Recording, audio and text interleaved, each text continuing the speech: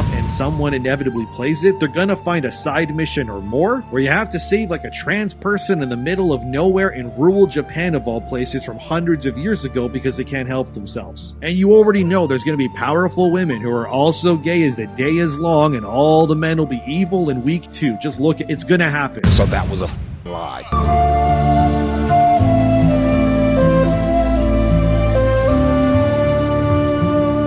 Here are the biggest gaming leaks and news you've probably missed this week. Today was supposed to be my day off from uploading, but there's just too much good PlayStation news to ignore. It would honestly feel like a crime not to share what's been happening over the last 24 hours. From Sony's new financial report showing the PS5 breaking records yet again, to finally shutting down the grifters who doubted Art of Yōtei's success, yeah, they were dead wrong. And that's not even the best part. The PS5 Pro just proved once again that it's an absolute powerhouse in the gaming world. It's actually the best gaming device out there, even compared to PC. Trust me, I've got all the details and receipts, and we're diving deep into them in today's video. And stick around till the end, because we've got a fun bonus segment. So strap in, smash that like button harder than Smash JT smashing his coping tweets, and let's get into it.